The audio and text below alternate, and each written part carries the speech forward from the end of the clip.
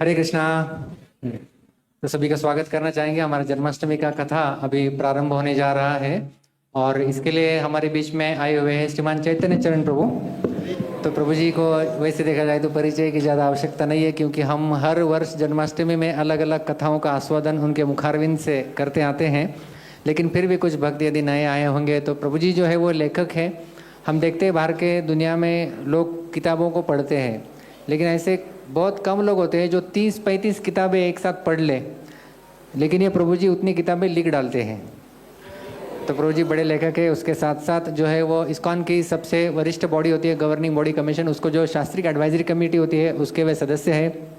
पूरे विश्व भर में वे अपनी भगवत गीता और श्रीमद् भागवत इन ग्रंथों का प्रचार प्रसार में लगे रहते हैं। और खास करके विश्व में एकमात्र ऐसी वेबसाइट है जिसके ऊपर हर रोज भगवत गीता के ऊपर कुछ रिफ्लेक्शंस यदि कोई देता है तो वो प्रभु जी देते हैं gitaadaily.com। इसके माध्यम से युवकों को प्रचार करते हैं, कांग्रेगेशन मेंबर्स को भी वो प्रचार करते हैं। और विश्व भर में अलग अलग जो इस्कॉन के सेंटर्स हैं वहाँ पर प्रभु जी जाते हैं और प्रभु जी का नासिक के प्रति थोड़ा लगाव भी है।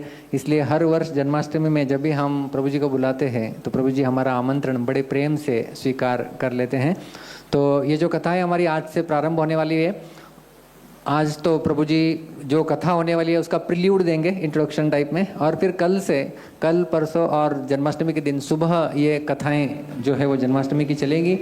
तो आप सभी से निवेदन है कि इन कथाओं का आस्वादन आप कीजिए। उसके साथ साथ प्रभु जी जो उनका रिसेंटली एक पब्लिश किताब हुआ है, जैसे पिछली बार हमने गीता फॉर CEO ये किताब भी था, उसके साथ साथ जो है वो रिफ्लेक्शंस या इंस्पायर्ड बाय भगवत गीता कुछ पोएम्स हैं उन्होंने लिखे हुए, प्रेयर से जो प्रार्थनाएं हैं, एक एक श्लोक को अनुसार से एक एक प्रार्थनाओं को उन्होंने लिखा हुआ है कि भगवान को इस श्लोक के आधार पे हम लोग क्या प्रार्थना अर्पण कर सकते हैं। तो ये दोनों किताबें बाहर जो है वो डिस्प्ले के लिए रखी गई है। आप इन किताबों को देख सकते हैं, ले सकते हैं। तो हम प्रभु जी का स्वागत करना चाहेंगे 3 बार जोर से हरि बोल बोल के। हरि बहुत बहुत धन्यवाद प्रभु जी।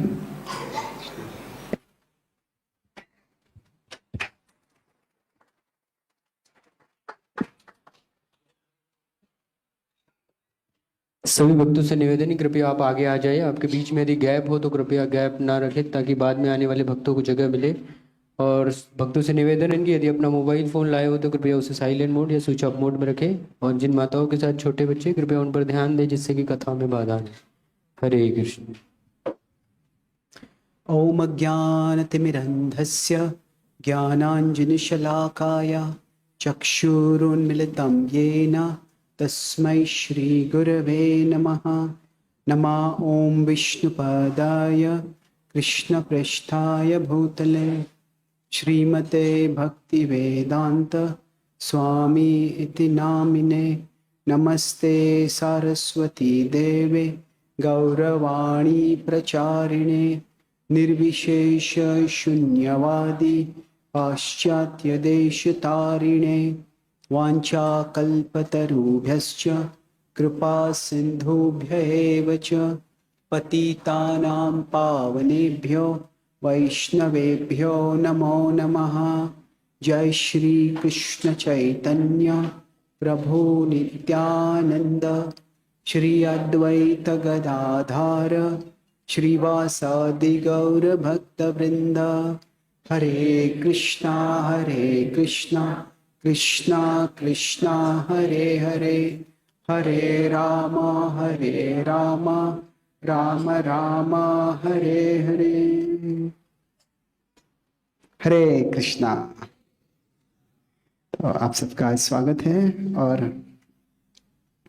ये थे थोड़ी देर हो गई आने में, इसके लिए मैं माफ़ी चाहता हूँ। तो अभी जन्माष्टमी का अवसर जो आ रहा है उसके अवसर पर मैं अभी कैसे भगवान भक्तों का और हमारा संरक्षण करते हैं, हाउ कृष्णा प्रोटेक्ट्स, इस विषय पे हम चर्चा करेंगे। और जो चर्चा करेंगे वो हम प्रधान 7 पद्धतियाँ जिनसे भगवान संरक्षण देते हैं, प्रोटेक्ट ये एक्रोनिम के आधार पर देखेंगे। तो आज मोस्टली मैं पहला जो P है उस पर विश्लेषण करूँगा।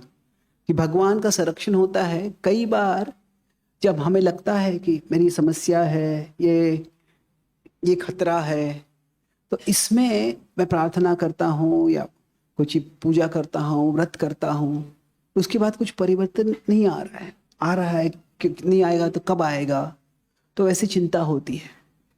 तो उस समय हम कैसे देख सकते हैं कि भगवान हम सबका संरक्षण करते हैं। तो मैं ये जो महाभारत के प्रसंग है उनके आधार से प्रधान रूप से दिखूंगा, पर उसके साथ साथ हम बाकी जो भगवान की लीलाएं है उससे भी चर्चा करेंगे।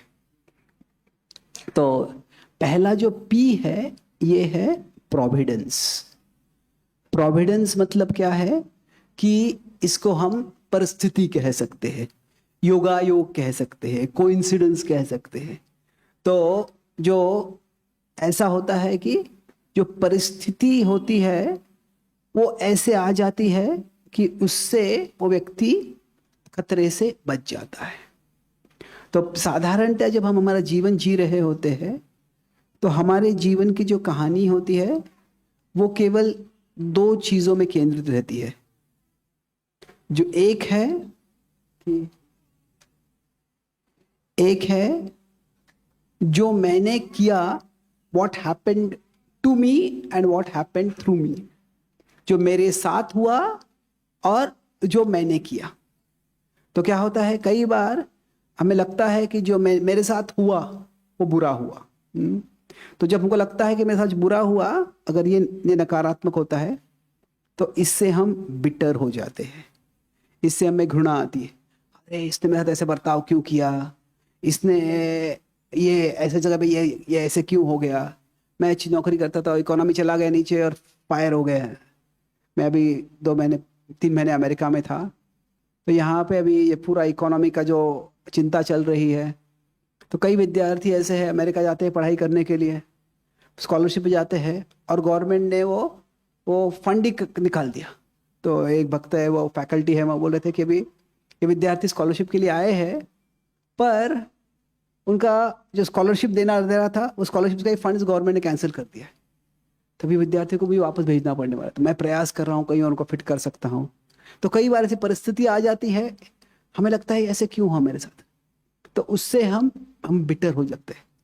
और कई बार ऐसे होता है कि हम भी जो कार्य करते हैं उसमें हम भी गलतियां कर देते हैं, या हमको भय होता है कि मैंने शायद गलती की है, तो उससे हम इनसिक्योर हो जाते हैं। और जो मेरे साथ हुआ वो बुरा हुआ, वह देखकर मुझे गुस्सा आता है, घृणा आती है, तो एक प्रकार का नकारात्मक आता है। दूसरा क्या है, जो मेरे साथ हुआ, जो मैंने किया, अरे मैं वहां पे उस पर गुस्सा हो गया, मैं ये भूल गया, मैंने ये इसके ध्यान नहीं दिया। दोनों तरह से क्या होता है, नकारात्मक भाव आ सकते हैं। और हमारे जीवन की कहानी अधिकांश रूप से ये दो तरह से जो नकारात्मक भाव आते हैं उसमें हम फंस जाते हैं। तो इससे दोनों तरह से नेगेटिविटी बहुत बढ़ जाती है। तो अभी जब हम भक्ति करते हैं, जब हम शास्त्र पढ़ते हैं, तो उससे क्या है कि ये केवल जो भक्ति है ये केवल एक और कार्य नहीं है। It is not just another to do in our life. To do मतलब क्या, मुझे सुबह उठता हूं तो ये 15 चीजें करनी है आज, तो सबको एक हो गया तो टिक करो टिक करो टिक करो, इतने सारे टू डूज है मेरे जीवन में। तो हमें लगता है कि भक्ति भी एक और चीज मुझे करनी है। तो कभी कभी मेरा लाइफ इतना बिजी हो, एक और चीज कहाँ करूंगा मैं भी। तो भक्ति ऐसे लग सकता है कि it is another to do, पर वास्तव में भक्ति क्या है, it is another way to do. भक्ति केवल एक अनदर टू डू नहीं है, वो क्या है, एक नई दृष्टि है जिससे हम सारे कार्य करते हैं। तो हाँ, भक्ति में हम कुछ और एडिशनल कार्य करते हैं, पर वो जैसे हम जप करते हैं, कीर्तन करते हैं, पूजा करते हैं, सत्संग करते हैं, पर उससे क्या होता है, उससे हमारे सारे जीवन की जो दृष्टि है वो बदल जाती है। और वो बदलती है मतलब क्या है कि ये जो है मेरे जीवन की कहानी क्या है कि जो मेरे साथ हुआ और जो मैंने किया, ये एक भौतिक दृष्टि है, मटेरियलिस्टिक विजन है ये। पर जब हम भक्ति करते हैं तो हमें समझता है कि जो भी मेरे जीवन में हो रहा है इसके ऊपर भगवान है, तो कृष्ण है इसके ऊपर, और मैंने किया और जो मुझ पर किया गया, दोनों में ये सब इट इज ऑल, ये किसी न किसी तरह से भगवान से संबंधित है। जो भी होता है हमारे जीवन में, that is all God filtered. God filter मतलब क्या है? मेरे जीवन की कहानी ये मेरे अकेले के जीवन की कहानी नहीं है। इसमें जो भी हो रहा है उसमें भगवान की कोई योजना है। इसका मतलब ये नहीं है कि जो भी होता है वो भगवान चाहते हैं, वो भगवान की योजना में होता है। ये कैसे? ये हो सकता है कि ये भगवान चाहते हैं, ये भगवान का इंटेंशन है, पर अगर हम कुछ गलती कर देते हैं, तो मान लीजिए किसी को गुस्सा आता है, एक व्यक्ति को दूसरे व्यक्ति को गुस्सा आता है, दूसरे को थप्पड़ मारता है, तो थप्पड़ क्यों मारा? ये भगवान की इच्छा थी। हम गलती करके ये नहीं बोल सकते हैं कि ये भगवान की इच्छा है। तो हर चीज जो होती है भगवान की भले इच्छा ना हो, पर कम से कम ये उनकी इजाजत तो होती है। उपद्रष्टा अनुमंता च। तो जो भी हुआ है मेरे जीवन में, कुछ भी ऐसे नहीं होता है जो भगवान की योजना के परे है। तो जब ये समझते हैं तो इससे एक तरह से हमारा मन आश्वस्त हो जाता है कि जो परिस्थिति मेरे जीवन में आई है, क्या है ये, अरे इसने ऐसे किया, मैंने ऐसे किया, ये ऐसे हो गया। हाँ, वो एक सत्य है, पर वह पूर्ण सत्य नहीं है। वह क्या है? वह एक अर्ध सत्य है। और ये जब हम समझते हैं तो धीरे धीरे जो मेरे साथ हुआ, या ये एक जो थीम है, ये पूरे क्लास से अगर आप सब कुछ भूल जाएंगे, क्या होता है? वॉट हैपेंड टू मी, जो मेरे साथ हुआ।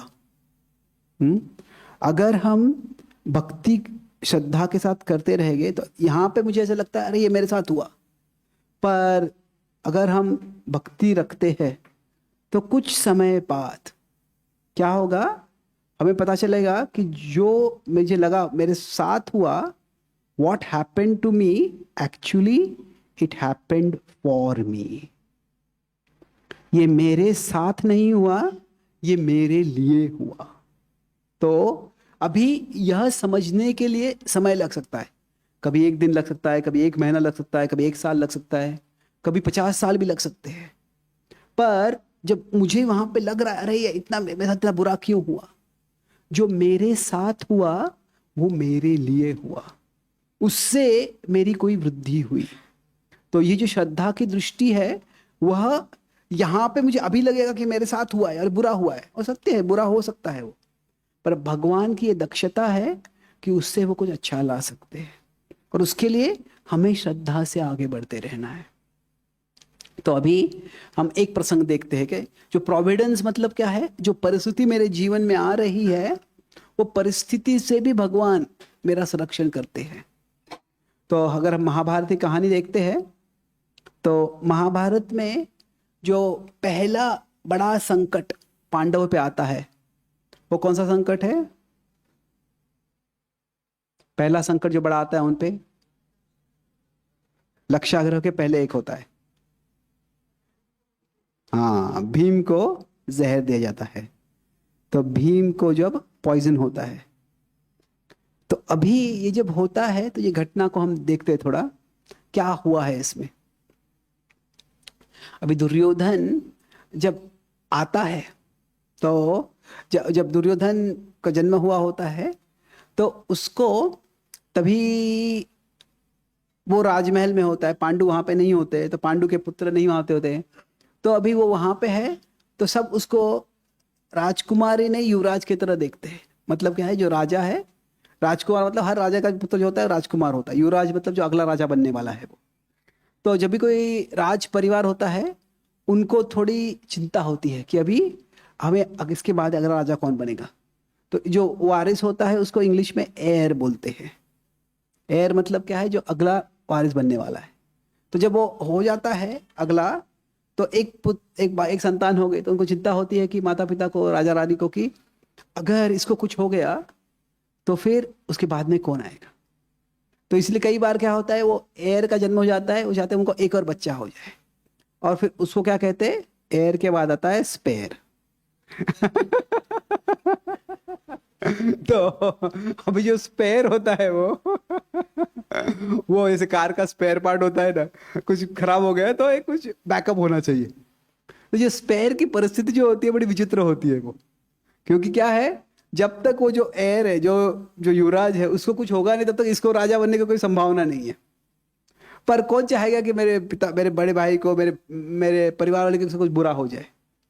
जो दुर्योधन जो था, जब उसका जन्म हुआ, बचपन से उसको लग रहा था कि मैं एयर हूं, मैं राजकुमार हूं, युवराज हूं मैं। पर जब युधिष्ठिर आ गए तो फिर अचानक उसको लगा, अरे अभी मैं स्पेयर बन गया हूं। अभी सब लोग युधिष्ठिर को ध्यान दे रहे हैं, सब उसको, अभी नया लड़का है, वो कौन है नया, और केवल नया ही नहीं था, वो थोड़ा सुशील था, सुसंस्कृत था, अच्छा बर्ताव था, दुर्योधन से ज्यादा अच्छा बर्ताव था। दुर्योधन को फिर लगा कि ठीक है, बर्ताव तो कोई बड़ी बात है, मैं सबसे शक्तिशाली हूँ, सारे कौरवों में वो शक्तिशाली था।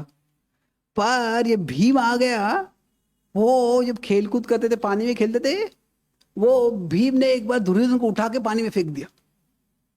उसके साथ ऐसे करने की इसके पहले किसी की शक्ति नहीं थी, और शक्ति होती तो हिम्मत भी नहीं थी। पर जब ऐसे हो गया तो वो गुस्से से आग बबूला हो गया, क्या हो गया ये, कैसे कैसे हो गया मेरे साथ। तो फिर उसको क्या हो गया, तभी इनसिक्योरिटी होने लग गई। अभी इनसिक्योरिटी ये सबको होती है। अगर हम किसी चीज में अच्छे हैं और अचानक कोई और आ जाता है हमसे अच्छा होता है वो, तो हमको लगता है मेरी यहाँ पे कोई कीमत है या नहीं। अगर हमारे परिवार में हम सबसे अच्छा कुक है, अचानक कोई और परिवार में आ जाता है, वो हमसे अच्छा कुकिंग करता है, सब उसकी स्तुति करने लगते, कहता है ये क्या हो गया। अभी अगर हम कीर्तन अच्छा करते हैं और अचानक कोई और आ जाता है हमारे कम्युनिटी में, हमसे अच्छा कीर्तन करता है, तो जो इनसिक्योरिटी है ये स्वाभाविक है। इनसिक्योरिटी मतलब एम आई गुड इनफ, ये भाव होता है। पर कभी कभी फिर इनसिक्योरिटी से एनवी आ जाता है।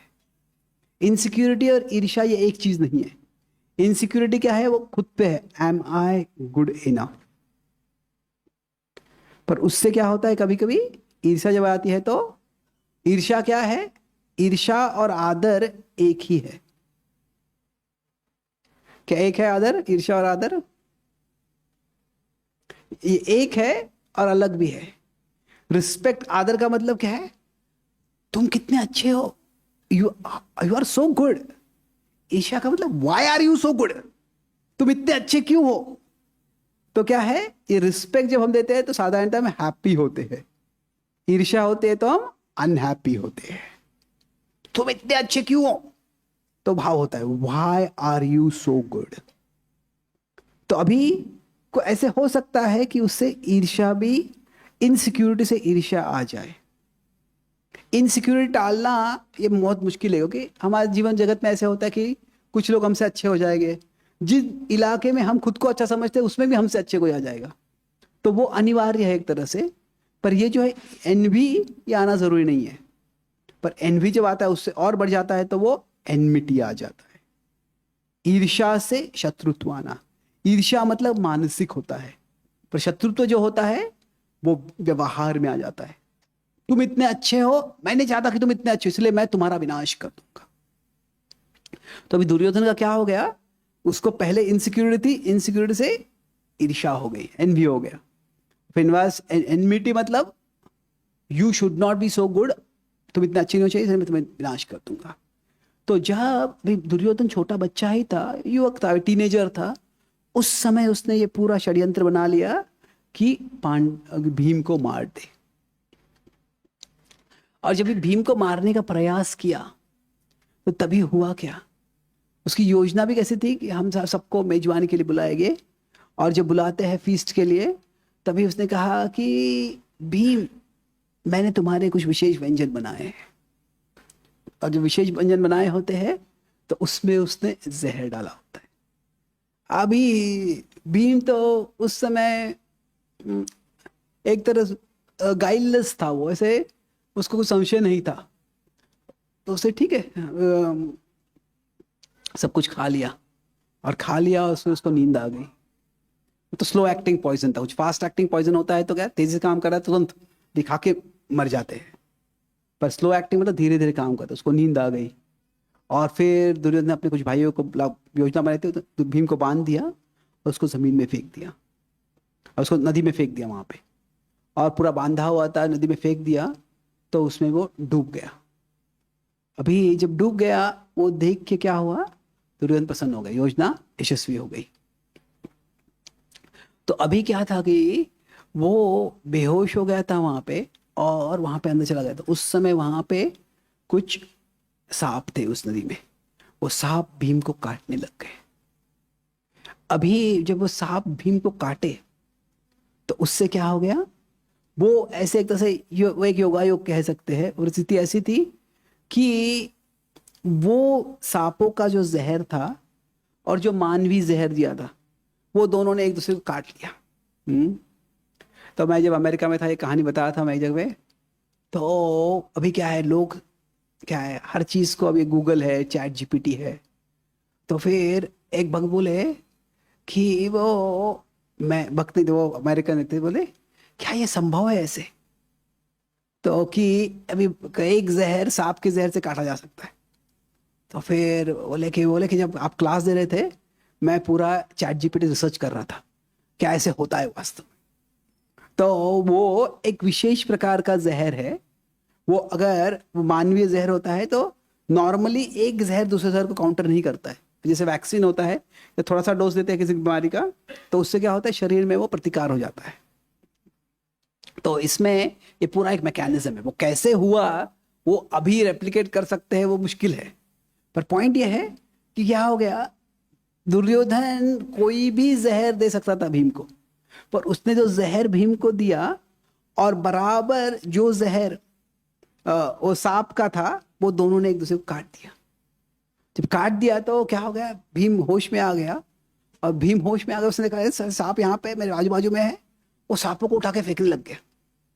साधारण तो मानव सांप को देख के डर जाते हैं, पर भीम उनसे न डर नहीं रहा, ये देख के वो सांप डर गए। और फिर वो सांप धीरे धीरे डर के वो जो उसमें वो नदी था उसमें नीचे वरुण देव का जगह था, तो उनके पास चले गए। बोले ये कौन, ये व्यक्ति आ गया है, पूरा हमारे इलाके में ही ये विध्वंस कर रहा है। जब उसका वर्णन सुना तो वो समझ गया ये कौन है, ये वास्तव में भीम है। मैंने उसको बुला लिया वहां पे और फिर भीम को बताया क्या हुआ है तुम्हारे साथ, कि ये इसमें जहर दिया गया था, पर अच्छा हो तुम यहाँ पे आ गए हो, हम तुमको यहाँ पे क्या है कि मैं तुमको कुछ अमृत देना चाहता हूँ। तो फिर वहां पे भीम को अमृत दिया गया। बोला कि ये अमृत तुम, वो क्या था उनको साधारणतः वो अमृत भी है तो वो एक मटके से ज्यादा कोई खा नहीं सकता था। तो भीम ने एक मटका लिया और है बोला 2 ले लिया, 3 ले लिया। वो सब उनके आंखें बड़े होते जाते थे, क्या कितना ले रहा है ये, 2 3 4 10 मटके ले लिया उसने। और फिर उसके बाद में वो इतना तो उसको नींद आ गई। बाजू में उनको एक अच्छा बिस्तर में सुला दिया और लगभग 1 हफ्ता 10 दिन तक भीम सोते रहा। और उस समय जो दुर्योधन था वो सोचता रहे मेरा योजना पूरा यशस्वी हो गया, और वहां पे बाहर से दिखाता रहे भीम को क्या हो गया। वो सब सर्च पार्टी भेज रहे थे, ढूंढ रहे थे। जो पांडव थे वो तो बहुत ही चिंता में हो गए, कुंती माता महारानी को बड़ी चिंता हो गई कि भीम को क्या हो गया यहाँ पे। जानते थे कि भीम थोड़ा एडवेंचरस था, भीम को थोड़ा कुछ खतरे आप मोल लेने में आनंद आता था, तो कहीं चला गया क्या यहाँ पे। वो इधर उधर ढूंढ रहे थे, कहीं भी कुछ नामो निशान ही नहीं, ऐसे कि पृथ्वी के तल से वो गिर गया कहीं, ऐसे लगा था। तो क्या हो, किसी की मृत्यु हो गई तो कम से कम लाश तो रहती है, नदी में भी लाश जाती है तो कहीं नदी में कहीं और बाहर निकल के आती है, तो कुछ भी नामो निशान नहीं उसका। तो जो चिंता में पड़े थे, तो क्या है 1 हफ्ते के बाद जब भीम वापस उठ के आ गया तो फिर उसको नदी से बाहर आ गया, इतना शक्तिशाली बन गया था अभी वो कि वो जब दौड़ते हुए वापस आया तो जमीन कांपने लग गई। और फिर जब पांडवों ने उसको देखा, कुंती महारानी को प्रणाम किया, फिर युधिष्ठिर को पूछा क्या कहाँ थे तुम। तो उन्हें युधिष्ठिर को पूरी कहानी बताई।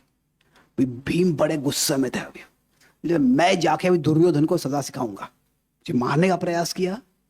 तो युधिष्ठिर ने कहा कि ऐसे कुछ मत करो, अभी क्या है, तुम्हारे पास कोई सबूत नहीं है कि क्या हुआ था, केवल ये तुमने, मैंने कहा, उसने कहा, ऐसे हो जाएगा, तुम्हारा वचन और उसका वचन के खिलाफ हो जाएगा।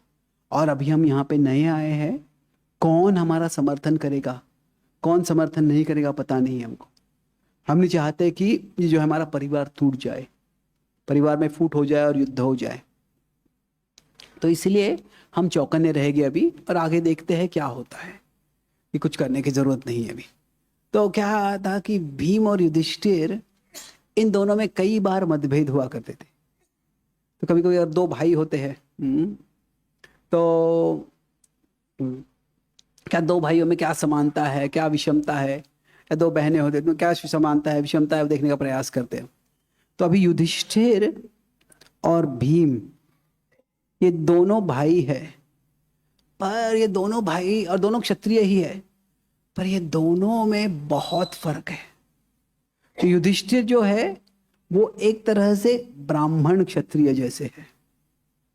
मतलब क्या है कि ब्राह्मण जैसे शांत स्वभाव है उनका, और कोई कॉन्फ्लिक्ट होगा, कोई संघर्ष होगा, तो जिस हद तक हो सके उसको, वो कॉन्फ्लिक्ट को टाले, bend backward to avoid conflict, शांति से कोई उसका सुझाव करे।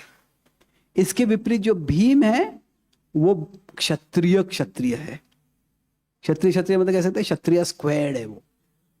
तो क्या है, जो कोई संघर्ष टालने का मौका युधिष्ठिर देखते थे बार बार, और संघर्ष में उत्साह से उतरने का मौका भीम देखते थे। तो he was itching for fighting. ऐसे बहुत, दोनों में बहुत फर्क था। और कई बार महाभारत में ऐसे जो भीम बोल रहा है, युधिष्ठिर बोल रहा है, उनमें मतभेद होता है। तो अभी भीम छोटा भाई था, इसलिए युधिष्ठिर की बात मान ली, पर उसको भी दुर्योधन को कुछ करना तो था उसको। तो फिर उसने क्या किया, वो दुर्योधन के पास गया, दुर्योधन तुमको याद है, तुमने मुझे उस दिन वो स्पेशल मेजबानी खिलाई थी। तो दुर्योधन को पहले जब भीम को देखा तो उसको शॉक हो गया, अरे ये जिंदा कैसे रह गया। और फिर उसको जीवित भी है क्या, उसको पता चल गया कि मैंने जहर दिया था। और फिर मैं उसका दिमाग काम कर रहा था ओवर टाइम, क्या बोलूंगा मैं, कैसे खुद को बचाऊंगा। जब सीधा भीम आ गया, बोला तुमको याद है तुमने वो मुझे स्वादिष्ट व्यंजन दिया था। अभी दुर्योधन को पता नहीं क्या बोले, चुप बैठा था वो देख रहा था।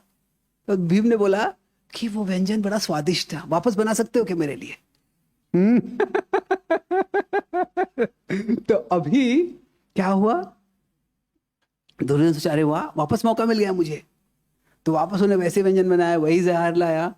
पर इस बार क्या हुआ था, भीम ने वो इतना अमृत खा लिया था, भीम का शरीर उस जहर से पूरा इम्यून हो गया था। और भीम ने खाया, बड़े आनंद से खाया सब कुछ। और दुर्योधन देख रहा था कि अभी बेहोश हो जाएगा, अभी नींद आएगी, कुछ भी नहीं, वो पूरा खा लिया। दुर्योधन का कहा बहुत अच्छा था, बहुत अच्छा था, धन्यवाद। और उछलते कूदते भीम वहां से चले गए। और दुर्योधन अंदर से जल रहा था, ये क्या हो गया।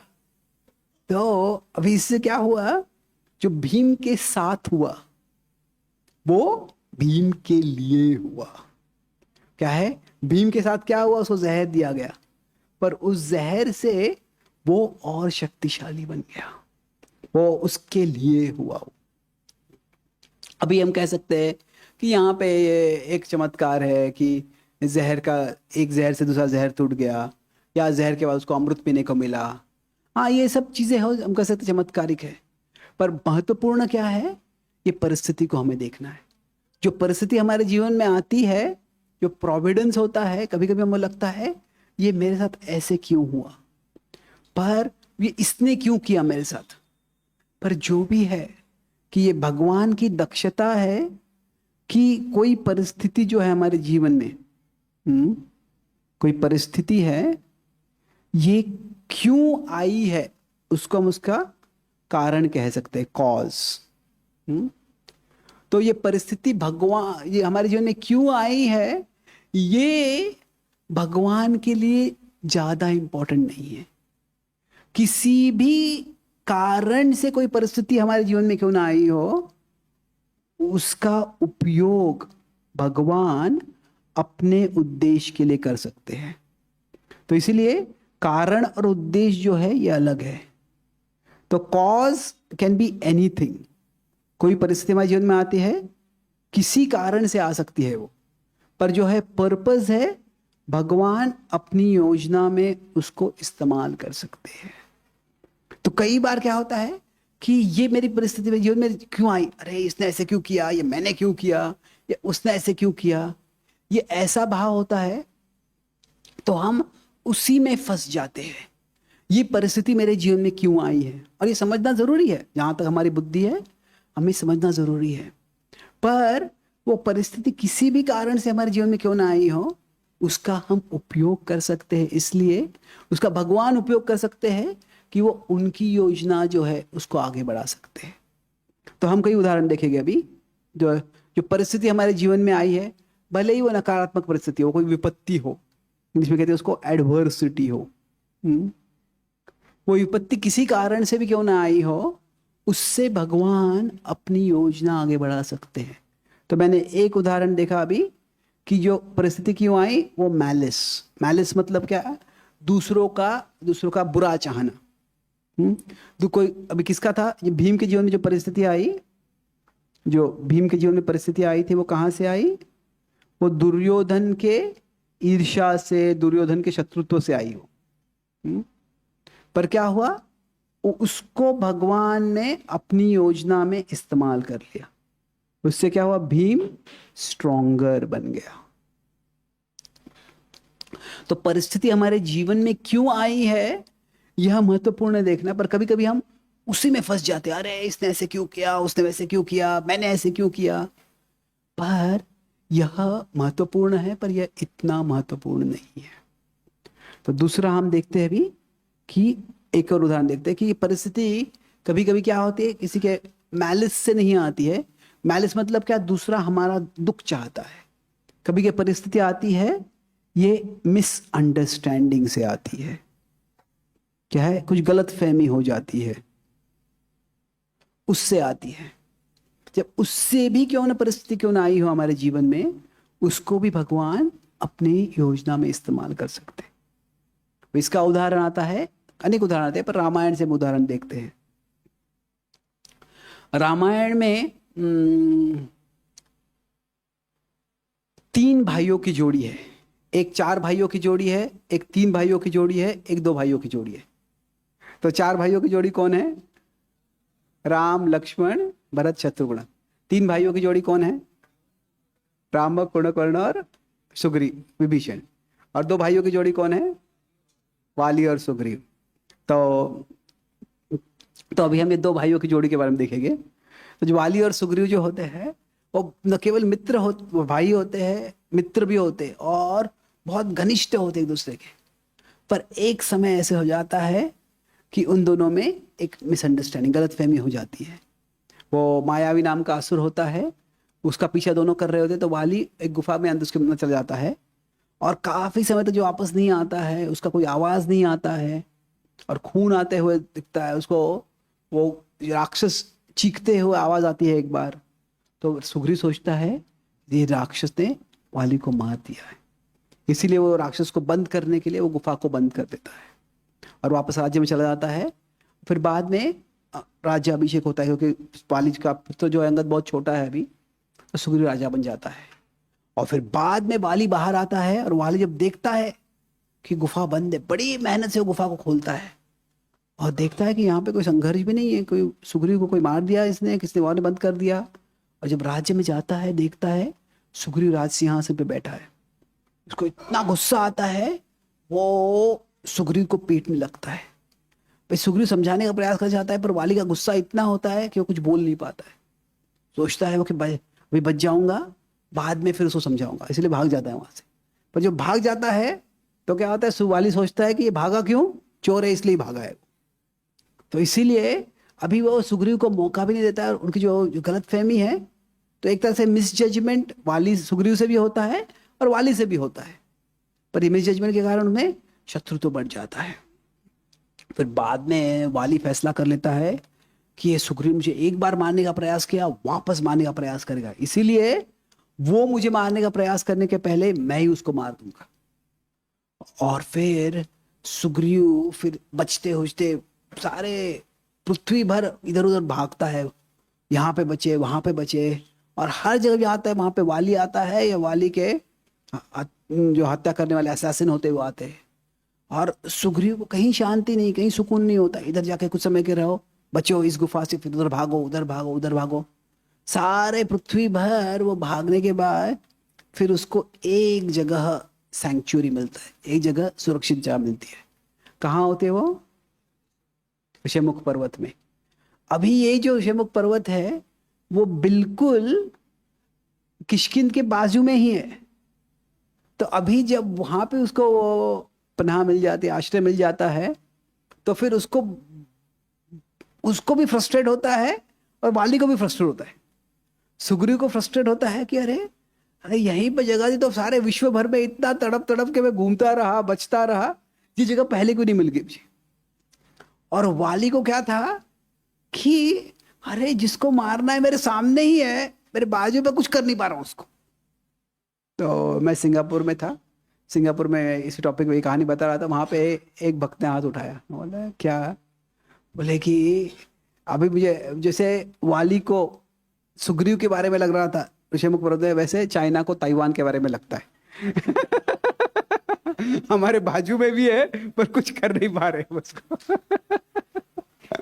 तो तभी जो इस तरह से होता है, तो फिर बाद में हम जानते हैं कैसे प्रभु श्री राम सुग्रीव को राज्य दिला देते हैं। फिर सुग्रीव जो है वो क्या कर रहा है, वो फिर अपने सैनिकों को, वानरों को अलग अलग चारों दिशाओं में भेज रहा है। तो जो चारों दिशाओं में भेज रहा होता है वो, तो तभी वो उनको मार्गदर्शन दे रहा होता है, तुम यहाँ पे जाओगे तो ये पर्वत आएगा, और ये पर्वत आएगा तो इधर से जाओगे तो बहुत मुश्किल रास्ता है, इस साइड से जाओ आप। यहाँ पे जाओगे तो नदी आएगी, इस इलाके में नदी को पार करना बड़ा मुश्किल है, तो उधर जाओगे तो उधर से आप पार कर सकते हो। यहाँ पे ये गुफाएं आती है, पर इस गुफा में जाओगे तो तुम फंस जाओगे, इस गुफा से जाओगे तो तुम बाहर जाओगे। तो पूरा विस्तार से वर्णन कर रहे हैं सुग्रीव कि कैसे कहाँ जाना है और क्या करना है। और प्रभु श्री राम ये सब सुन रहे हैं। फिर उनका जो मार्गदर्शन खत्म हो जाता है, तो फिर जो राम है वो सुग्रीव के पास जाते हैं और कहते हैं कि स्कूल में ज्योग्राफी तुम्हारा फेवरेट सब्जेक्ट था क्या? लिटरली वो नहीं बोलते हैं, तुम्हें विश्व का बहुत ज्ञान है। तो तभी जब सुग्रीव समझाते, सुग्रीव कहते हैं कि ये इंटरेस्ट से नहीं, नेसेसिटी से था, ये जरूरत के, रुचि नहीं थी पर जरूरत थी उसकी। पर जो बता रहे होते हैं तभी सुग्रीव को समझ में आता है कि मुझे विश्व भर इतना भटकना क्यों पड़ा। वो विश्व भर भटका, उससे क्या हुआ, उससे जो ज्ञान मिला, उस ज्ञान से मैं अभी प्रभु श्री राम की सेवा कर पा रहा हूं। तो जो परिस्थिति हमारे जीवन में किसी गलतफहमी से भी क्यों ना आ जाए, उससे भी हम कुछ सीख सकते हैं। और वो सीखने से क्या होता है, वो सीखने से बाद में हमें कुछ मदद हो सकती है। तो अगर प्रभुपाद जी को देखते हैं, प्रभुपाद जी को उनके गुरुदेव ने बोला था कि तुम तुरंत तुम अंग्रेजी में विश्व भर में प्रचार करो। और प्रभुपाद जी बोलते हैं कि अगर मैं मेरे गुरुदेव से 1-2 साल पहले मिलता था, तो तभी मेरा विवाह अगर नहीं हुआ होता था तो मैं तुरंत उनके विषय में ज्वाइन कर लेता था। पर होता मेरा विवाह भी हो गया था, मेरा एक छोटा बच्चा था, तो बोला कि बोलते कि मेरे परिवार के लिए अभी ये अनफेयर हो जाएगा, अनुचित हो जाएगा। इसीलिए प्रभुपाद जी 1922 से लगभग 1955 तक वो अपने गृहस्थ आश्रम में रहते हैं, अपना बिजनेस करते हैं। और फिर उसके बाद में हम जानते हैं 1965 में प्रचार करने जाते हैं।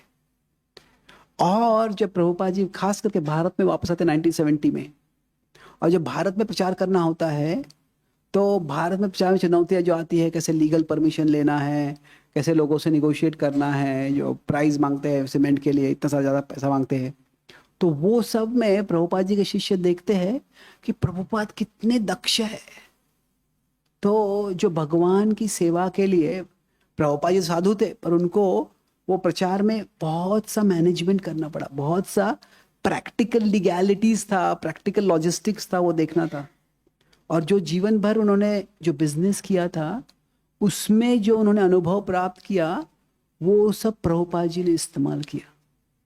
तो ये क्या है कि जब हमारे जीवन में परिस्थिति क्यों आई है ये महत्वपूर्ण है, उससे ज़्यादा महत्वपूर्ण है कि उस परिस्थिति से भी भगवान अपनी योजना जो है वो आगे बढ़ा सकते हैं।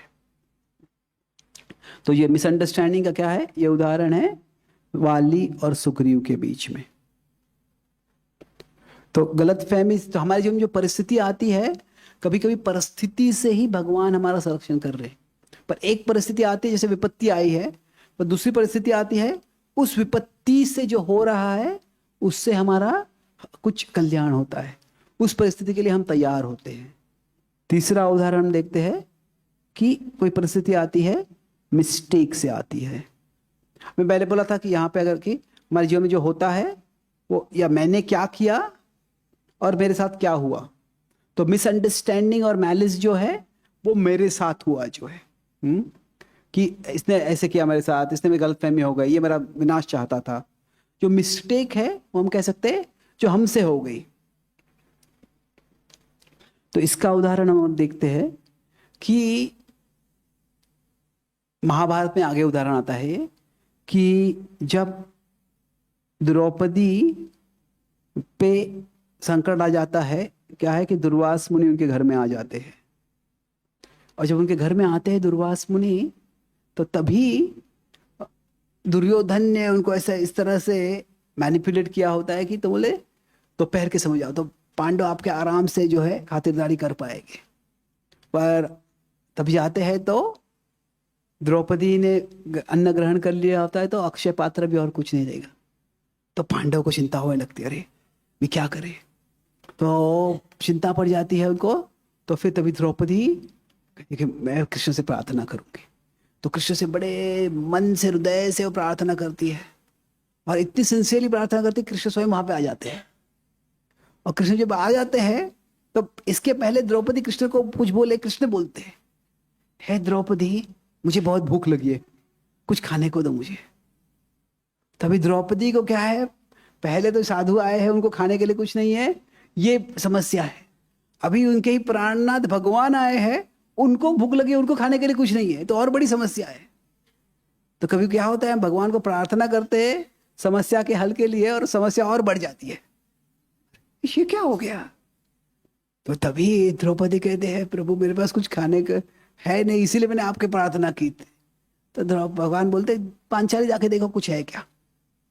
तो फिर क्या, जब देखते हैं तो वहां पे क्या होता है, वो एक शाख का थोड़ा सा टुकड़ा रहता है। तो इसके बाद में जो कहानी आती है वो महत्वपूर्ण क्या है कि कैसे जब भगवान थोड़ा सा खा लेते हैं तो उससे सारे ऋषि मुनि संतुष्ट हो जाते हैं, यस्मिन तुष्टम जगत तुष्टम। पर उसके पहले अगर हम देखते हैं वो शाख का टुकड़ा वहां पे रह कैसे गया।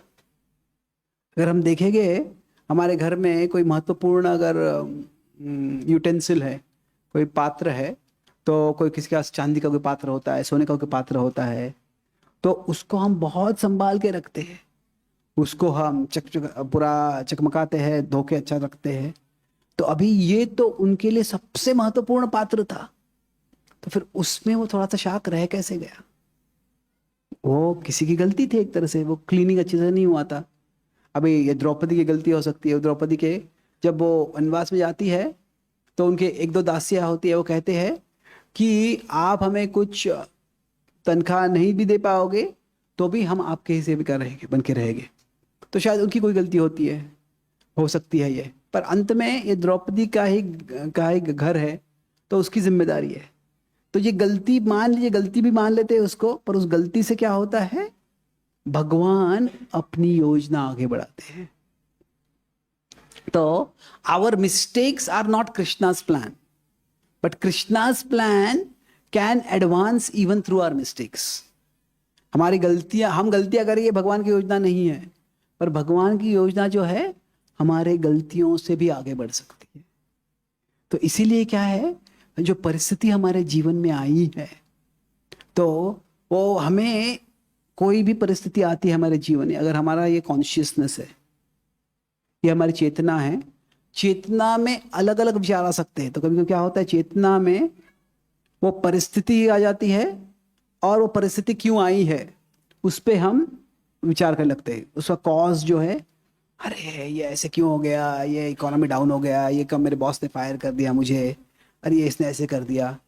वो हम सिर्फ जो किसका कारण क्या है वो ही चेतना में फंस जाएंगे तो क्या होगा, वो हम फंसे रहेंगे उसमें। पर अगर हम क्या करते हैं, हमारी चेतना को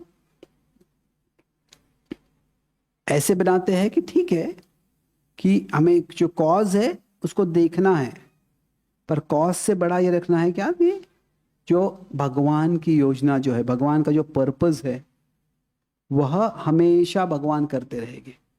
तो इसीलिए अभी भगवान का उद्देश्य क्या है, ये जो है कॉज है, पर ये जो है पर्पस है। तो जो भी परिस्थिति मेरे जीवन में क्यों नहीं आई हो, उससे भगवान अपना कुछ आगे जो हेतु है वो बढ़ा सकते हैं। जब ये हम ध्यान में रखते हैं तो फिर हम जो है बिटर या इनसिक्योर नहीं होते हैं। हाँ, कोई हमें बार बार परेशान कर रहा है तो उसका प्रतिकार करना है हमको। अगर हमें कुछ गलती बार बार हो रही है तो उसको भी हमने सुधारने का प्रयास करना चाहिए। तो ऐसे नहीं कि कॉज को नहीं देखना है, देखना है, पर जो भगवान है परिस्थिति से अपनी योजना आगे बढ़ा सकते हैं। तो इसमें जो परिस्थिति हमारे जीवन में आई है वो परिस्थिति का सामना कैसे करना है उसको हमें देश काल पात्र के अनुसार देखना है। जो हमें भगवान प्रोटेक्ट करते हैं मतलब क्या है, वो परिस्थिति मेरे जीवन में आ गई है, पर अभी परिस्थिति का सामना मुझे कैसे करना है वह आगे देखना है। तो मैं एक और पॉइंट करके फिर हम प्रश्नोत्तर लेंगे।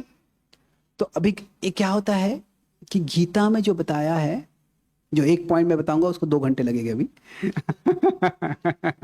नहीं, इतना टाइम नहीं लगेगा। पर अभी क्या है कि एक तरह से हमारा भगवान की जो संकल्पना होती है वो क्या है, कंसेप्शन ऑफ गॉड। ऐसा होता है भगवान संरक्षण देते हैं तो हम कह सकते हैं भगवान प्रोटेक्टर है। और अगर भगवान प्रोटेक्टर है तो फिर हम भगवान संरक्षक है तो हम क्या है, हम प्रोटेक्टेड बन जाते हैं। तो इसमें क्या उपमा हो सकती है कि कोई पुलिस है और कोई नागरिक है, तो हम जो है वो एक तरह से नागरिक के समान है, तो भगवान जो है और हम जो है एक तरह से। इसमें क्या है, एक तरह से हम किसी नागरिक को कोई खतरा आ गया तो क्या है, नागरिक पुलिस को कॉल करना है, पुलिस आएगी और पुलिस बचा लेगी, पुलिस सबको संभाल लेगी। तो ये संकल्पना सही है पर ये पूर्ण नहीं है। भगवान केवल एक प्रोटेक्टर नहीं है।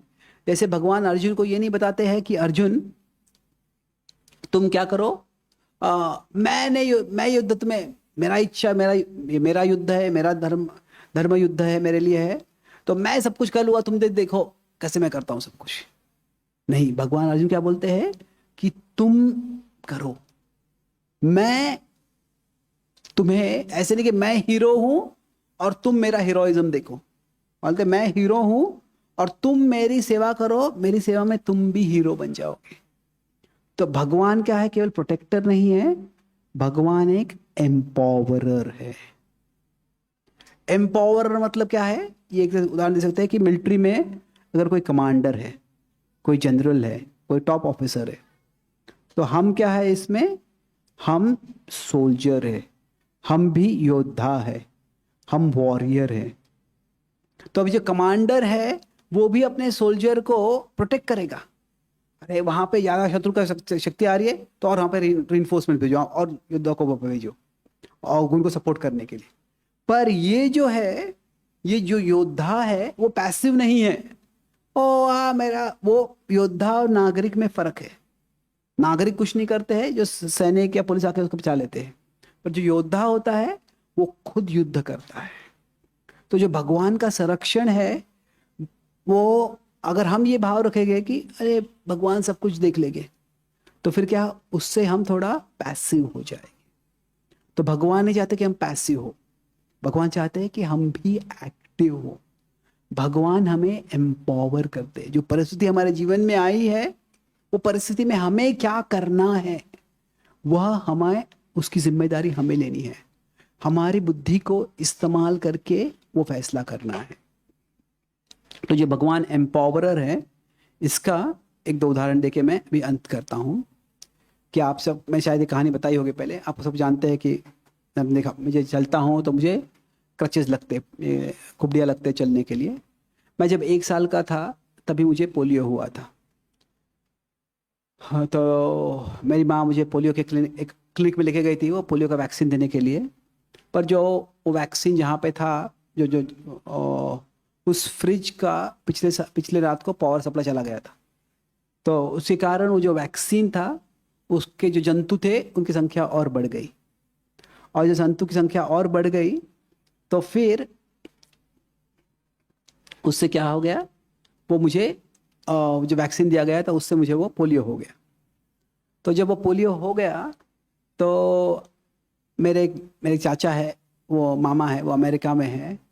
जब ये पोलियो हो गया तो जैसे ही उनको पता चला, उन्होंने तुरंत मेरे पिताजी को फ़ोन किया, बोला कि वो डॉक्टर को आप स्यू कर दो, भी डॉक्टर के खिलाफ कोर्ट केस कर दो, क्लिनिक के खिलाफ कोर्ट केस कर दो। तो अभी ये तो 1970s की बात है। मेरे पिताजी बोले कि ये भारत की लीगल सिस्टम ऐसी है, वो कोर्ट के जब तक आएगा तब तक हम बूढ़े हो जाएंगे। तो बोले अभी ये बीमारी हो गई है तो इसका हमें जो हो गया है उसको सामना करना है हमको। तो मेरी माँ ने मुझे बहुत सांत्वना सपोर्ट दिया तभी। तो मुझे याद है कि जब मैं लगभग 2 ढाई 3 साल का था तभी हमारे दूर की एक रिश्तेदार आई थी वहाँ पे, और वो बता रही, मेरी माँ को सांत्वना देती कि बहुत बुरा हो गया तुम्हारे बच्चे के साथ। तो मेरी माँ ने तभी उनको बताया बड़े आश्वासन के साथ कि जो भी शरीर के स्तर पे कमी होगी वो भगवान बुद्धि के स्तर पे पूरा कर देंगे।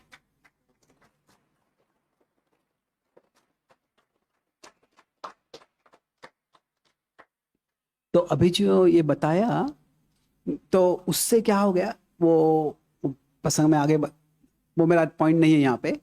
पर यहाँ पे क्या है, जो परिस्थिति आ गई, सरकमस्टेंस जो आ गया, वो डॉक्टर की मिस्टेक कह सकते हैं, जो भी उसके कारण हो गया। पर यहाँ पे क्या मेरी माँ ने क्या किया, अभी आप खुद को रीडायरेक्ट करो। शरीर के में कमी है पर एक बौद्धिक स्तर पे आप रीडायरेक्ट करो उसको। तो एक तरह से भगवान, जो परिस्थिति हमारे जीवन में आ गई है, तो उससे तब से मैं पढ़ाई में मुझे रुचि आ गई और फिर उसी में मेरी वृद्धि हो गई।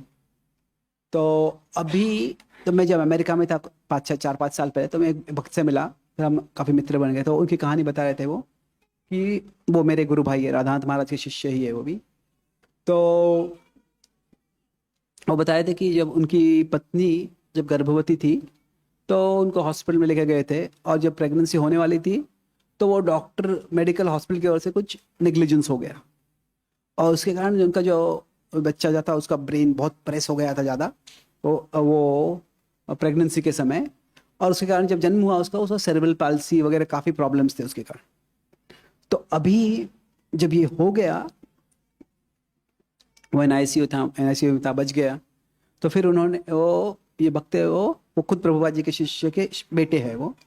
तो उन्होंने राधानाथ महाराज को कॉल किया, फिर ईमेल लिखा कि ये ऐसे हो गया है, अभी क्या मुझे, जब जो मेरे बेटे के साथ हो गया है, क्या मुझे उसको मेरा कर्म के रूप में कर्म समझ के उसको स्वीकार करना है, या मुझे ये हॉस्पिटल के खिलाफ कोर्ट केस करना चाहिए, क्योंकि हॉस्पिटल की गलती थी ये।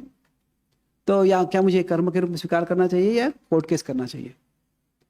तो महाराज ने उनको बताया कि अभी जो हो गया है, अभी तुम्हारी बेटी के साथ तुम्हारी बेटी की देखभाल करना ये तुम्हारी जिम्मेदारी है, वो तुम्हें ज़रूर जिम्मेदारी से पीछे नहीं हटना है।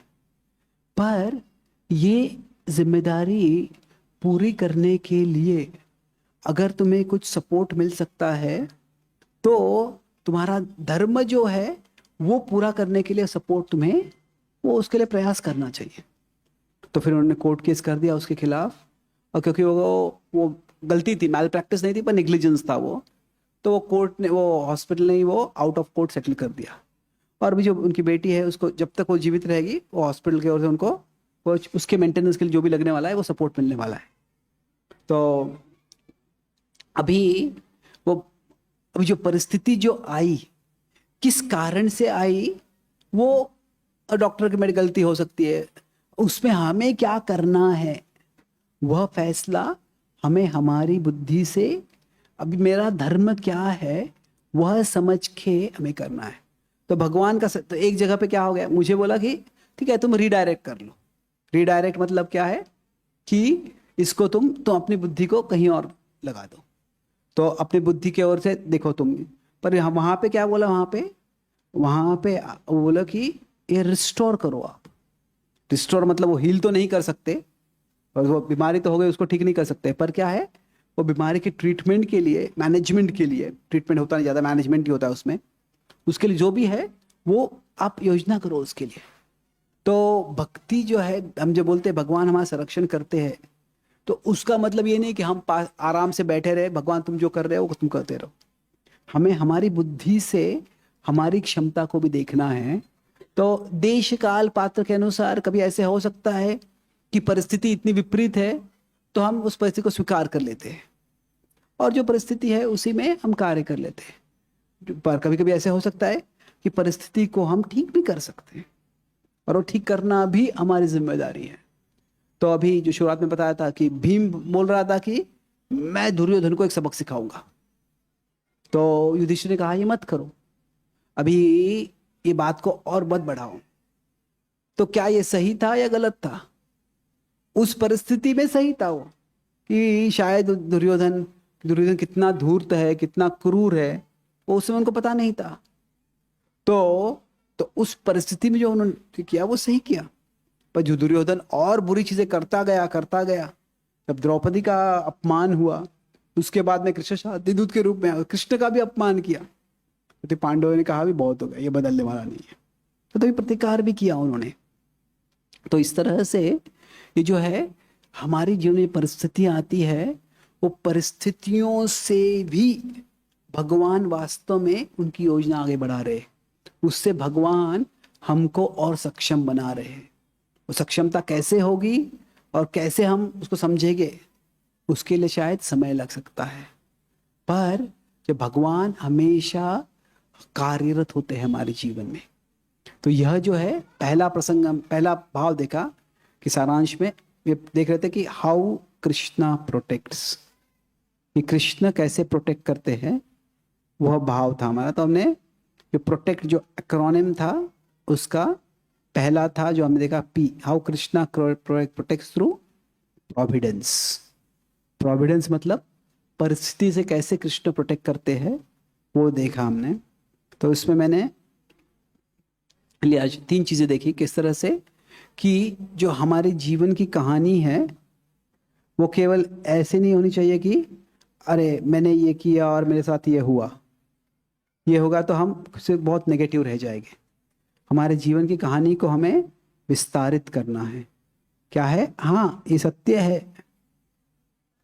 कि ये मैंने कुछ किया और ये मेरे साथ हुआ, पर इस सबके ऊपर भगवान है, और जो मैंने किया वो भी भगवान की योजना में, जो मेरे साथ किया गया उसमें भी भगवान की योजना। क्या है, ये सब गॉड फिल्टर्ड है, भगवान की योजना के बिना कुछ नहीं हुआ है। तो कभी कभी भगवान का ये इरादा हो सकता है, कभी भगवान की इजाजत हो सकती है।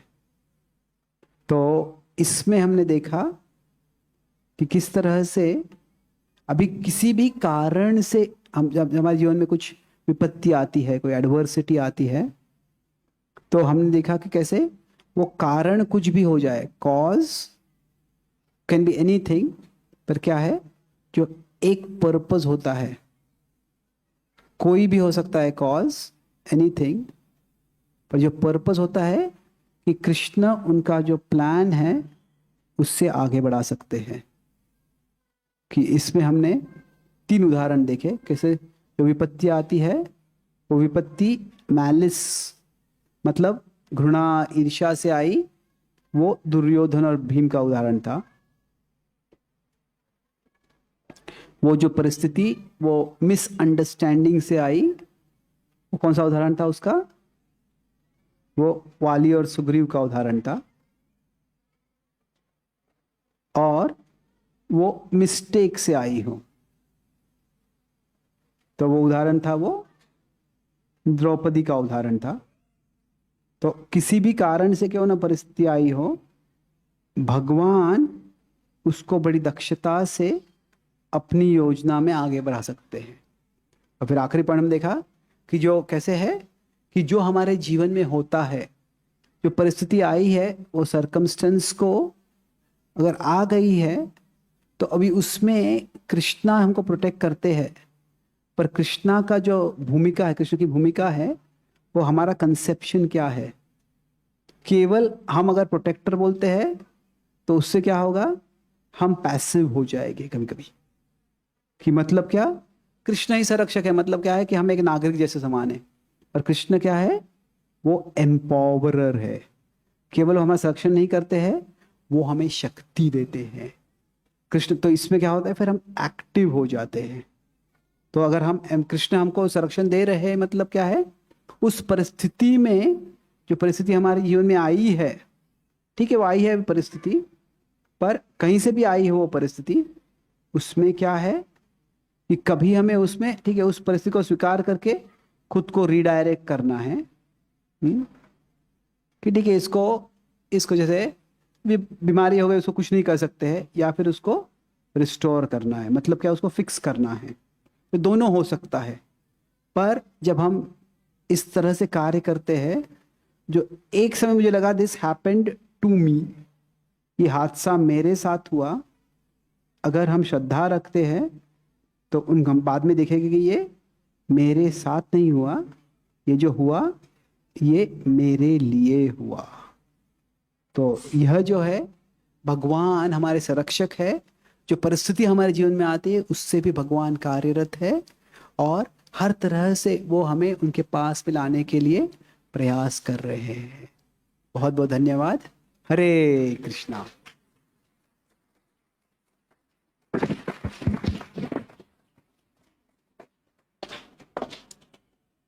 कोई सवाल है?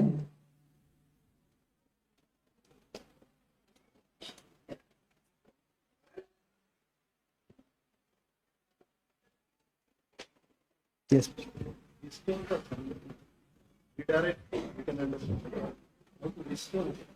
तो रिस्टोर का मतलब क्या है कि जो कुछ गलत हो गया है, क्या ठीक है वो गलती को वैसे ही रखना है, या गलती को कुछ सुधारने का के लिए प्रयास करना चाहिए, जो हुआ है उसका कुछ प्रतिकार करना चाहिए, या तो क्या है, दोनों हो सकता है। जैसे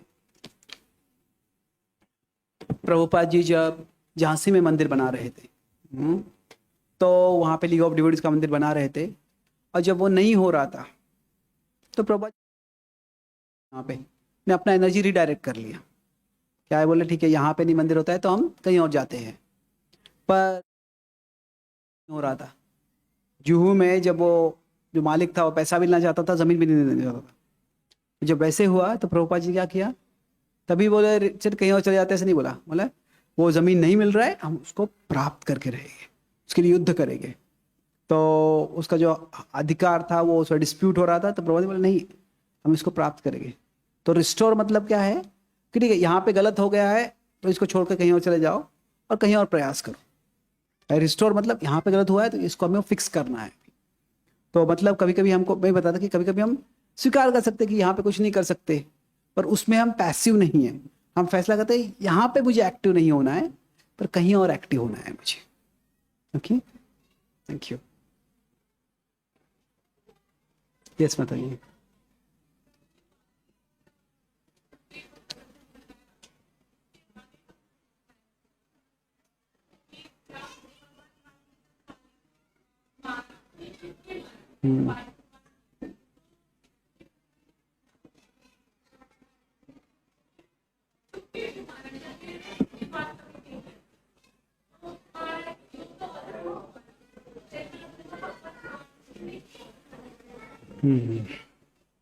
तो ये जो सवाल है, ये रामायण में स्वयं किया गया है यह सवाल कि वाली को इस तरह से क्यों मारा गया। वाली खुद सवाल करते हैं वो, और प्रभु श्री राम उसका जवाब देते हैं। तो इसको अलग अलग स्तर पर जवाब दे सकते हैं, पर मैं एक पहलू लूंगा उसका कि अभी हम देखते हैं उसका परिणाम क्या होता है। उसका परिणाम ये होता है कि जब वाली पहले बहस करता है प्रभु श्री राम से कि तुमने बड़ा अत्याचार किया है, तुमने बड़ा अधर्म किया है, और ये सुग्रीव अधर्मी है, और ये सुग्रीव के संग से तुम्हारे जैसे नेक व्यक्ति है, तुम्हारे बारे में बहुत कुछ सुना था मैंने, और वो उसके संग से तुम भी दूषित हो गए हो, तुमने अपने पूरे कुल को बदनाम कर दिया है।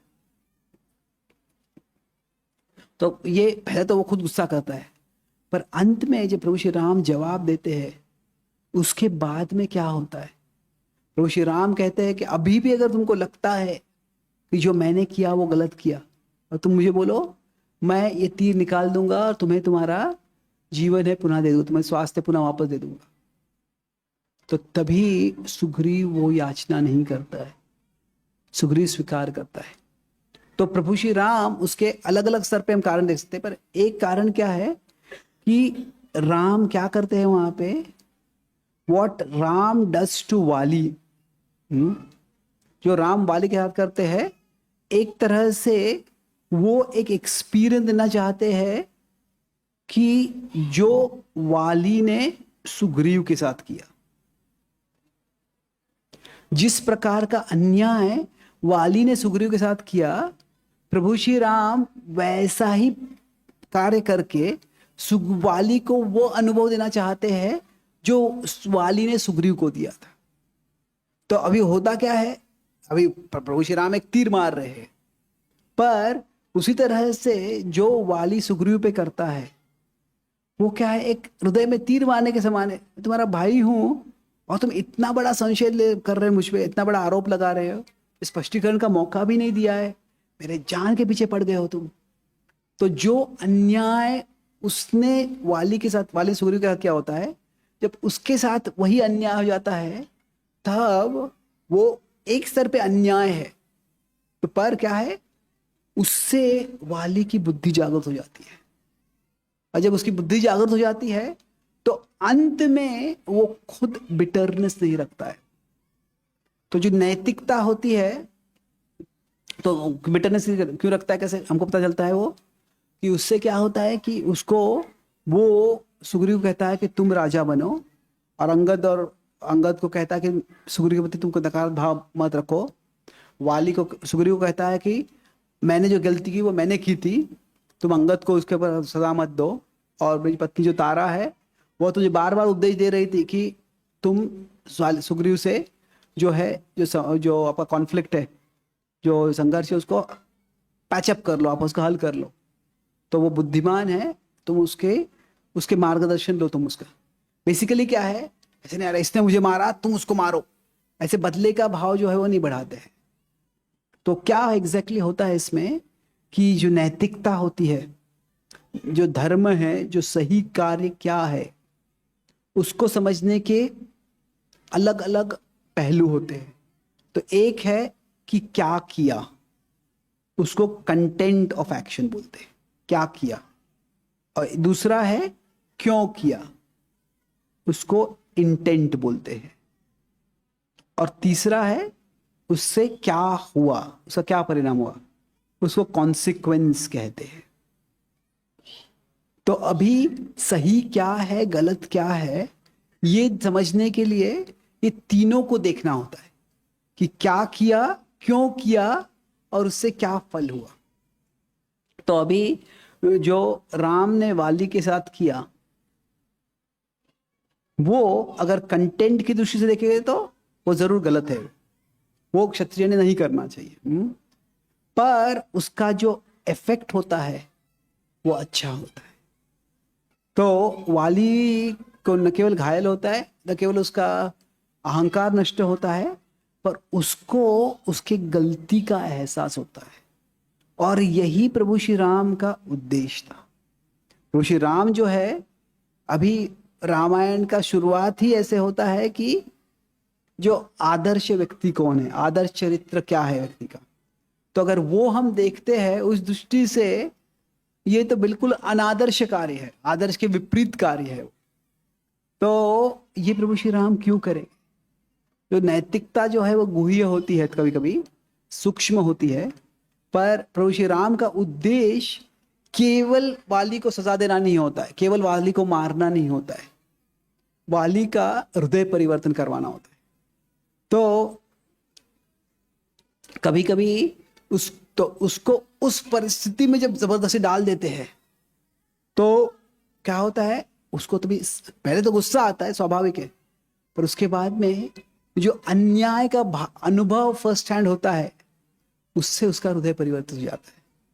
तो इसलिए वो प्रभु श्री राम जो है वो हृदय का परिवर्तन करवाने के लिए उसको करते हैं वैसे। Okay, thank you. तो ओके, बहुत बहुत धन्यवाद। श्री कृष्ण भगवान की, श्रील प्रभुपाद की, गौर भक्त वृंद की, निताय गौर प्रेमानंद।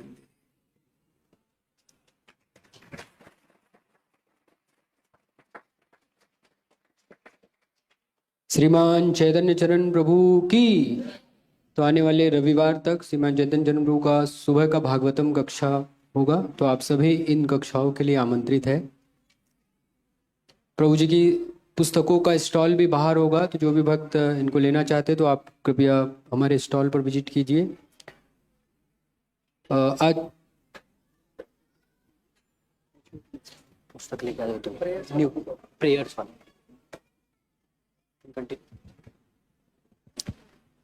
आज का प्रसादम श्रीमान शत्रुघ्न प्रहलाद मगर इनकी ओर से स्पॉन्सर है। मैं श्रीमान शत्रुघ्न महर प्रभु से को आमंत्रित करना चाहता हूं कि वो प्रभु जी की ओर से छोटा सा उपहार ग्रहण करें। प्रभु जी, हम श्री राधा मदन गोपाल श्री गौर निताय श्री प्रभुपाद से यही प्रार्थना करेंगे कि भगवान की कृपा इन पर और उनके परिवार पर सदैव रहे। इनका धन्यवाद देना चाहेंगे हम हरि बोल बोल करेंगे। हरि बोल, हरि बोल, हरि बोल। तो ये जो नई किताब है, it is prayers inspired by Bhagavad Gita. इसमें हर जो पेज पे है भगवान का एक सुंदर विग्रह है, विग्रह का चित्र है, फिर गीता के श्लोक को एक काव्यात्मक रूप में भाषांतरित किया गया है, और फिर उसके आधार पर एक समरी प्रार्थना है, एफर्मेशन है, और एक पेज की प्रार्थना है इसमें।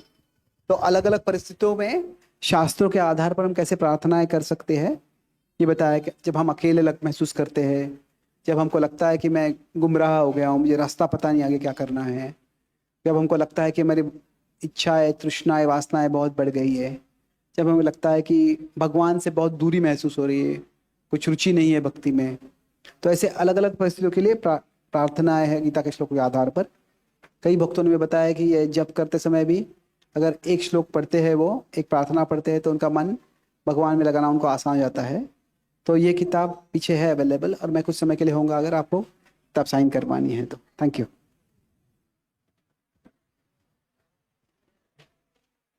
आने वाले 16 अगस्त को मंदिर में श्री कृष्ण जन्माष्टमी का महोत्सव मनाया जाएगा, तो आप सभी आपके परिवार रिश्तेदारों के साथ आमंत्रित है। ये सुबह 5 बजे मंगल आरती से प्रारंभ होगा, और सुबह भागवतम कक्षा भी होगी, दोपहर दिन भर कीर्तन चला रहेगा, और रात में 11 बजे भगवान का अभिषेक होगा, महाआरती होगी। तो इस सभी के लिए आप आमंत्रित है। और 17 अगस्त को मंदिर में नंदोत्सव मनाया जाएगा, जो दोपहर को 11 बजे से 1 बजे होगा। इस कार्यक्रम के लिए भी आप सभी आमंत्रित है। आने वाले 24 अगस्त रविवार को मंदिर में चेतना प्रोग्राम, जो कि गर्ल्स के लिए एज ग्रुप 15 to 30 होगा, जिसका टाइटल होगा कृष्णा फो जैन जी। और ये प्रोग्राम जो है वो सखी प्रिया माता जी के द्वारा लिया जाएगा। तो जो भी गर्ल्स है इसको नोट डाउन कर सकते हैं। 24 अगस्त ये प्रोग्राम दोपहर 12 बजे होगा। और आने वाले 24 अगस्त को ही मंदिर में प्रेरणा प्रोग्राम होगा, जो कि युवा विद्यार्थियों के लिए होता है, एज ग्रुप 15 से 30 वर्ष आयु के। और यह कार्यक्रम शाम 5 बजे होगा, और इसका शीर्षक होगा, इसका टॉपिक होगा ऑरा फॉर मी, और ये श्रीमान कृष्णधन प्रभु के द्वारा लिया जाएगा। आने वाले 22, 23, 24 को मंदिर में गीता कोर्स का आयोजन है। इसमें भगवत गीता के जो बेसिक कंसेप्ट है वो लिए जाते हैं। ये शाम को 7:30 बजे से 3 दिन का कार्यक्रम होगा। ये श्रीमान नरसिंह कृपा प्रभु के द्वारा लिया जाएगा। तो इसकी भी अधिक जानकारी अब आप हमारे नोटिस बोर्ड से प्राप्त कर सकते हैं। और ये किचन डिपार्टमेंट से सूचना है कि जैसे कि अभी जन्माष्टमी का उत्सव आने वाला है, तो 15, 16, 17 इन सभी दिनों सभी भक्तों के लिए प्रसाद की यहाँ पर व्यवस्था होगी। तो इस उपलक्ष्य में यदि आप कुछ अन्नदान देना चाहते हैं तो वह भी आप दे सकते हैं। इसमें अलग अलग प्रकार के अन्नदान दे सकते हैं। इसकी अधिक जानकारी आप तारक हरिनाम प्रभु से ले सकते हैं। और महत्वपूर्ण अनाउंसमेंट ये है कि हमारी जो इस्कॉन नासिक की इस वर्ष की धाम यात्रा होगी अयोध्या धाम। अयोध्या धाम की, प्रभु श्री रामचंद्र की। और ये यात्रा 15 दिसंबर से 20 दिसंबर 2025 में होगी। इसके लिए एक छोटा सा प्रोमो वीडियो बनाया है, तो आप ये देख सकते हैं।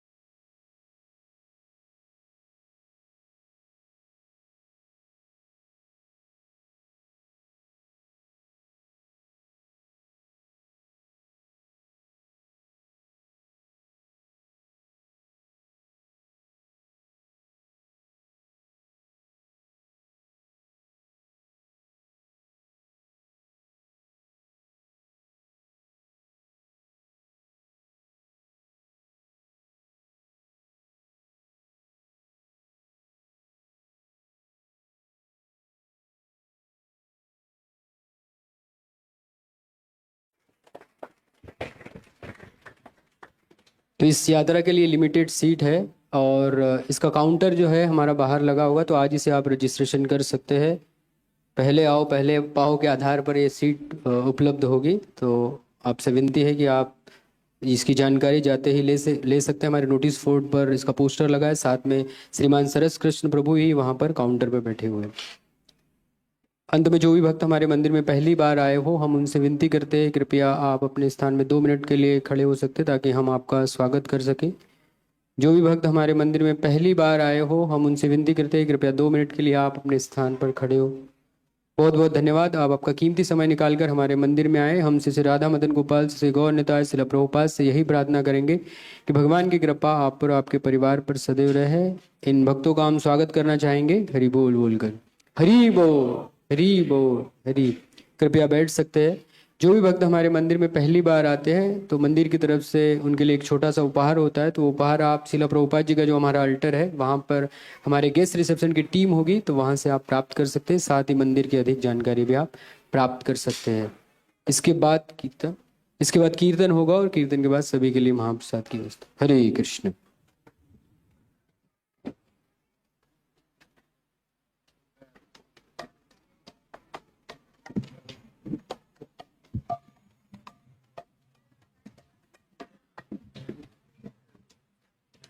जय श्री राधा मदन गोपाल भगवान की, श्री निताय गौर सुंदर भगवान की, जगत गुरु श्रील प्रभुपाद की।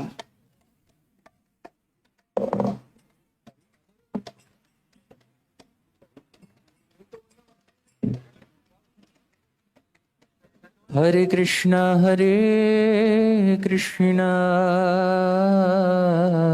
कृष्णा कृष्ण हरे हरे, हरे राम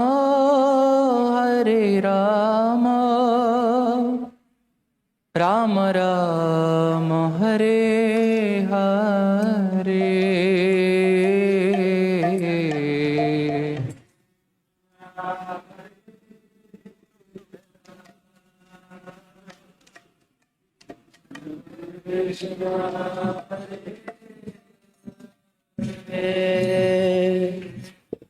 हरे राम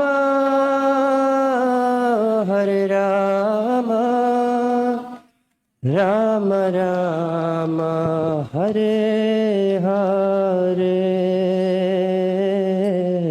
हरे कृष्ण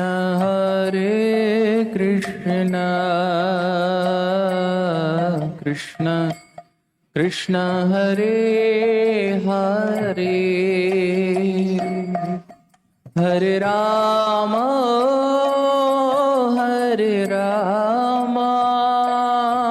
राम राम हरे हरे। हरे कृष्ण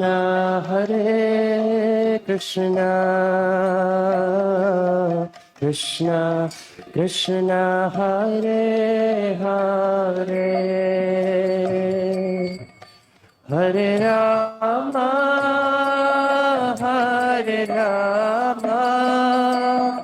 राम राम हरे हरे। हरे कृष्ण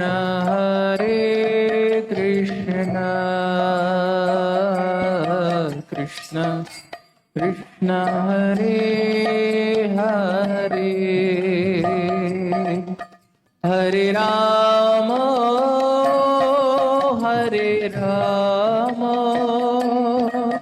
राम राम हरे हरे।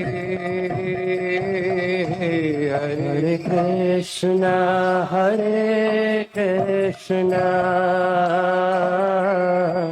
कृष्ण कृष्ण हरे हरे,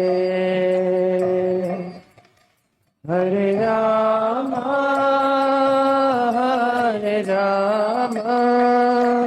राम राम हरे हरे। हरे Krishna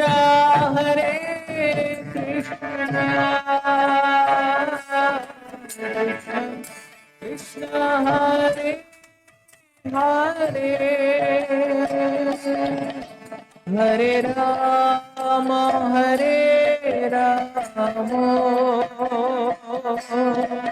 Ram Ram Hare Hare.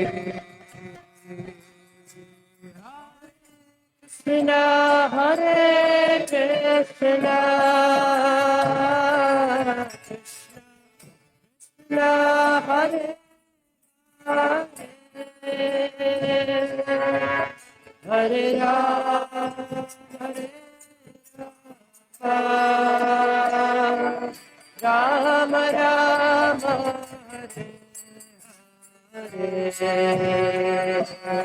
Hare Krishna, Hare Krishna,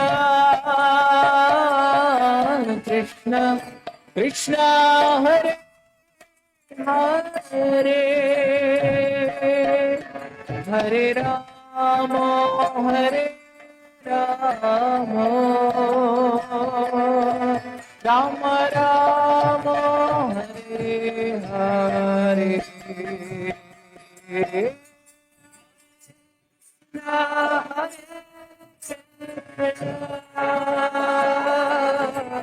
Krishna, Krishna, Hare Hare, Hare Ram, Hare Ram,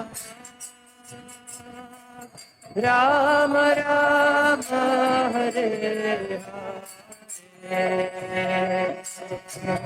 Hare Krishna, Hare Krishna,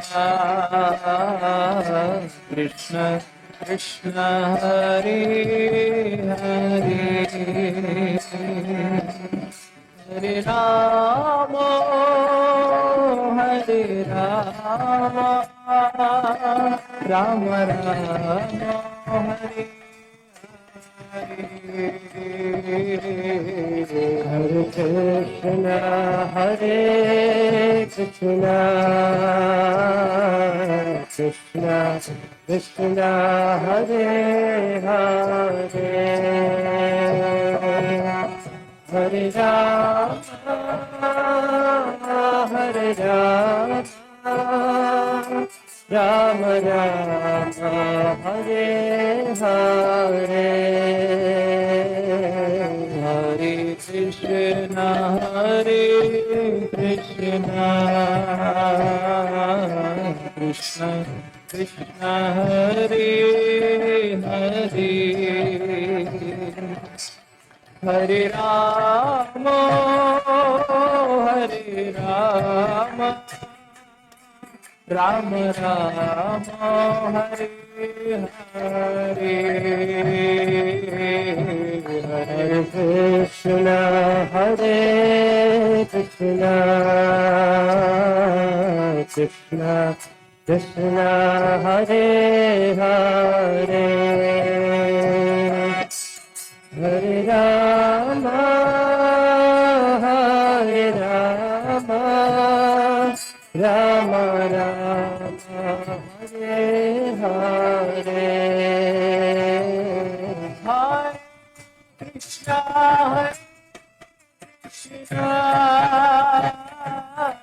Krishna Krishna, Krishna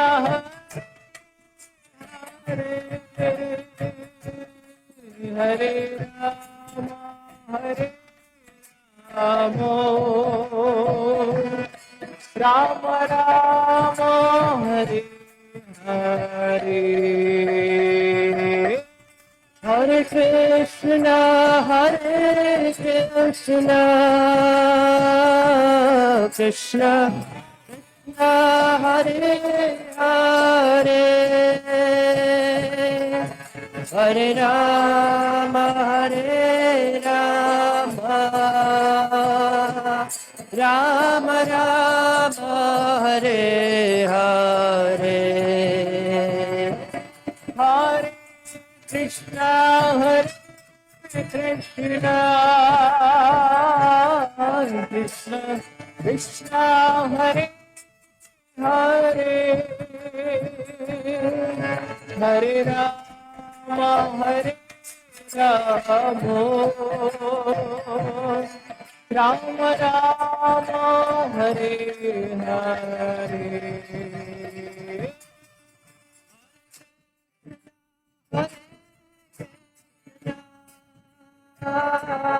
Krishna, Krishna, Hare Hare,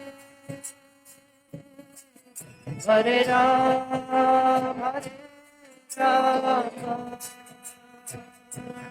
Ram Ram,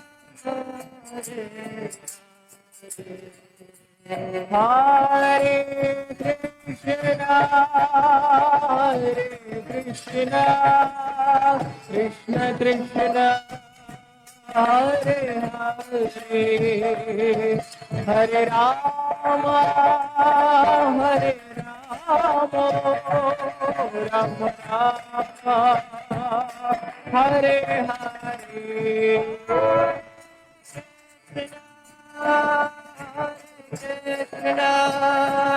Krishna, Krishna, Hare Hare, Hare Rama, Hare Rama, Rama Rama, Hare Hare.